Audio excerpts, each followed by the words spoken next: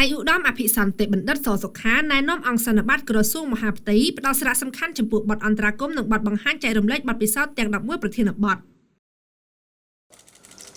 ពីវេទិកាអធិបតីនៃពិធីបើកសន្និបាតត្រួតពិនិត្យលទ្ធផលការងារឆ្នាំ2025និងលើកទិសដៅការងារឆ្នាំ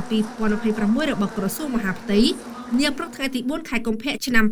2026នេះអាយុដំអភិសន្តិបណ្ឌិត ស សុខាឧបនាយករដ្ឋមន្ត្រីក្រសួងមហាផ្ទៃបានមានប្រសាសន៍ណែនាំអង្គសន្និបាតយកចិត្តទុកដាក់និងផ្ដល់សារៈសំខាន់ចំពោះបទអន្តរាគមន៍និងបទបង្ហាញចែករំលែកបទពិសោធន៍លើប្រធានបទចំនួន11ក្នុងដំណើរការសន្និបាតដែលនឹងបន្តរហូតដល់ថ្ងៃទី5ខែកុម្ភៈប្រធានបទទាំង11ដែលប្រមុខក្រសួងមហាផ្ទៃកម្ពុជាបានសង្កត់ធ្ងន់នោះរួមមាន1បទអន្តរាគមន៍ស្ដីពីការប្រយុទ្ធប្រឆាំងនឹងអំពើឆបោកតាមប្រព័ន្ធបច្ចេកវិទ្យាការប្រយុទ្ធប្រឆាំងបទល្មើសគ្រឿងញៀននិងការបោះសម្អាតក្មេងទំនើងដោយអគ្គស្នងការដ្ឋាននគរបាលជាតិ2បទអន្តរាគមន៍ស្ដីពីការផ្ដល់សេវារដ្ឋបាលតាមអង្គភាពច្រកចេញចូលតែមួយនៃរដ្ឋបាលរាជធានីខេត្តដោយអគ្គនាយកដ្ឋានរដ្ឋបាល3បទអន្តរាគមន៍ស្ដីពីការងារជំរុញផ្ដល់អត្តសញ្ញាណប័ណ្ណសញ្ជាតិខ្មែរនិងឯកសារអត្តសញ្ញាណផ្សេងៗទៀតជូនប្រជាពលរដ្ឋខ្មែរទូទៅនិងប្រជាពលរដ្ឋខ្មែរដែលទើបវិលត្រឡប់ពីប្រទេសថៃដើម្បីត្រៀមលក្ខណៈក្នុងការចុះឈ្មោះបោះឆ្នោតនិងការបោះឆ្នោតនៅឆ្នាំ2027និងឆ្នាំ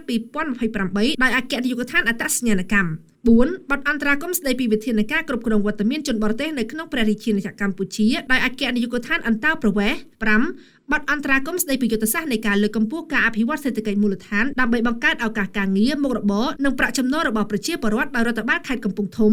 6បទអន្តរាគមន៍ស្ដីពីការចុះបញ្ជីគម្រោងវិនិយោគដែលមានទុនសមមក$5លានចុះក្រោមដោយរដ្ឋបាលខេត្តតាកែវ7បទអន្តរាគមន៍ស្ដីពីការលើកកម្ពស់ទូនាទីស្ត្រីក្នុងមុខតំណែងគ្រប់គ្រងនៅរដ្ឋបាលថ្នាក់ក្រោមជាតិដល់រដ្ឋបាលខេត្តបៃលិន8បទបង្ហាញចែករំលែកបទពិសោធន៍អំពីការអនុវត្តគោលនយោបាយភូមិឃុំសង្កាត់មានសុវត្ថិភាព9បទបង្ហាញចែករំលែកបទពិសោធន៍អំពីផែនការរៀបចំដែនដីប្លង់គោលប្រើប្រាស់ដីនិងផែនការប្រើប្រាស់ដីនៃរដ្ឋបាលថ្នាក់ក្រោមជាតិដល់រដ្ឋបាលខេត្តស្វាយរៀង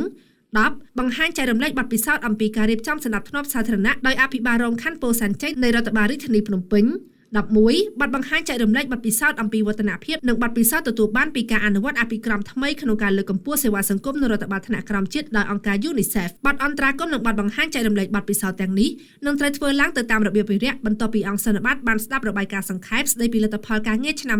2025របស់ក្រសួងមហាផ្ទៃថ្លែងដោយអាយុដំឧត្តមសេនីយ៍ឯកផាតសុផានិតអគ្គលេខាធិការនៃអគ្គលេខាធិការដ្ឋានក្រសួងមហាផ្ទៃនិងរបាយការណ៍បូកសរុបចលនាប្រឡងប្រណាំងអនុវត្តគោលនយោបាយភូមិឃុំសង្កាត់មានសុវត្ថិភាពស្ថិតនៅក្នុងដែនសមត្ថកិច្ចក្រសួងមហាផ្ទៃដោយអាយុដំយុនឈុននីរដ្ឋលេខាធិការក្រសួងមហាផ្ទៃបើតាមអាយុដំអភិសន្តិបណ្ឌិត ស សុខារបាយការណ៍និងបទបង្ហាញព្រមទាំងបទបង្ហាញចែករំលែកបទពិសោធន៍ដែលមាននៅក្នុងសន្និបាតនេះគឺជាមូលដ្ឋានទិន្នន័យនិងព័ត៌មានដ៏មានសារៈសំខាន់សម្រាប់ការឆ្លុះបញ្ចាំងត្រឡប់ទៅមើលលទ្ធផលនិងបទពិសោធន៍ការអនុវត្តការងារពេញមួយឆ្នាំ2025ខណៈបទអន្តរាគមន៍និងបទបង្ហាញចែករំលែកបទពិសោធន៍គឺជាការផ្ដល់ឱកាសជូនអង្គសន្និបាតបានស្វែងយល់ពីមេរៀននិងបទពិសោធន៍ចេញពីការអនុវត្តការងារជាក់ស្ដែងរបស់សមីស្ថាប័ននិងតួអង្គវាគ្មិនផ្ទាល់សូមបញ្ជាក់ថាសន្និបាតក្រសួងមហាផ្ទៃមានការចូលរួមពីថ្នាក់ដឹកនាំនិងមន្ត្រីរាជការចំណុះក្រសួងមហាផ្ទៃចាប់ពីថ្នាក់ប្រធាននាយកដ្ឋានប្រធានក្រុមប្រឹក្សាភិបាលនាយករដ្ឋបាលស្នងការនគរបាលនិងប្រធានពន្ធនាគាររាជធានីខេត្តព្រមទាំងអភិបាលក្រុងស្រុកខណ្ឌមេឃុំចៅសង្កាត់មួយចំនួននិងថ្នាក់ដឹកនាំតំណាងក្រសួងស្ថាប័នសរុបប្រមាណជិត800នាក់ពិធីបិទសន្និបាតនឹងប្រារព្ធធ្វើឡើងក្រោមអធិបតីភាពដ៏ខ្ពង់ខ្ពស់សម្ដេចមហាបវរធិបតីហ៊ុនម៉ាណែតនាយករដ្ឋមន្ត្រីនៃព្រះរាជាណាចក្រកម្ពុជា